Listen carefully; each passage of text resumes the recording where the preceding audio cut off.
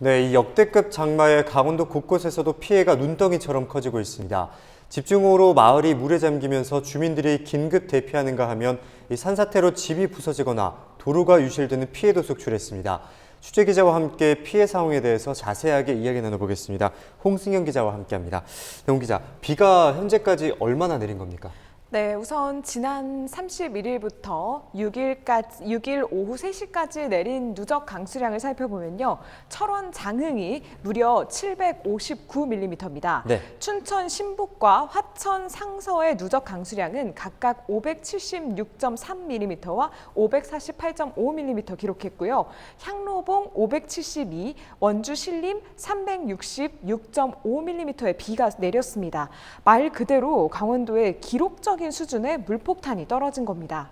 네, 이어서 도 전체의 피해 상황도 한번 짚어주실까요? 이재민 또한 속출하고 있다고요? 네, 그렇습니다. 강원도 재난안전대책본부가 발표한 자료를 좀 보면요. 이번 장맛비로 6일 오전까지 도 전역에서 모두 이재민 105명이 발생했고 650세대 1,200명가량이 일시적으로 대피를 했습니다. 네. 특히 엿새 동안 앞서 말씀드린 대로 750mm가 넘는 비가 온 철원 지역에서만 395세대, 주민 740여 명이 대피하는 등 영서 북부 지역에 특히 좀 피해가 집중됐습니다. 네, 그렇군요. 그리고 또 가장 중요한 강원도 내에 인명 피해는 없는지 궁금합니다. 네, 지난 2일 새벽에 이제 횡성에서 산사태로 주택을 덮치면서 갇혀있던 80대 노인과 손녀가 2시간 만에 구조되기도 했었고요. 춘천 남산면에서 실종됐던 차가 이틀 만인 지난 5일에 홍천에서 발견이 되기도 했습니다. 네. 차 주인인 50살 최 씨는 차에서 한 100m 정도 떨어진 곳에서 발견이 됐는데 이미 숨진 상태였다고 경찰은 전했습니다. 예. 또 지난 5일에 홍천 내면 율전리에서는 67살 주민 권 씨가 실종돼서 경찰이 6일 오후 3시 지금 현재까지 실종 작업, 수색 작업을 벌이고 있습니다. 네, 말씀하신 것 이외에도 또 다른 피해들이 또 잇따랐다고요? 그렇습니다. 토사 유입 등으로 우선 태백선의 제천 동해 구간 그리고 영동선 철도 동해 영주 구간의 운행이 중단돼서 복구 작업을 벌이고 있고요. 또 고성군 현내면의 명파리 국도 7호선과 철원군 이길리 지방도가 침수돼서 6일 오후 3시까지 지금 계속해서 통행이 제한된 상황입니다.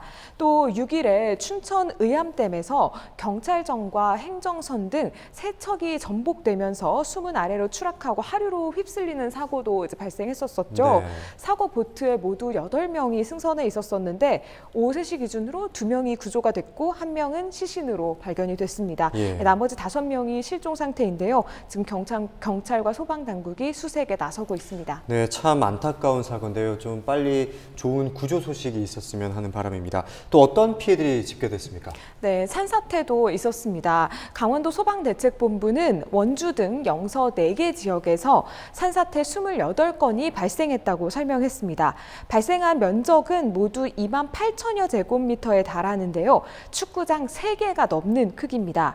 또 철원과 홍천 등 도내 10개 지역에서 54건의 주택 침수 피해가 발생했고요. 또 지난 5일 저녁 8시 30분에는 춘천 의암댐에 물이 넘쳐서 인근에 있는 요양원이 침수되면서 16명이 구조되기도 했습니다.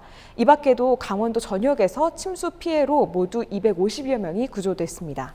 네, 상황이 참 심상치가 않습니다. 비가 그칠 기미를 보이지 않는다는 것이 더 심각한 것 같은데요. 네, 그렇습니다. 이번 비는 6일 저녁부터 이제 소강 상태를 보이는 듯 했다가 7일부터 다시 시작된다고 합니다.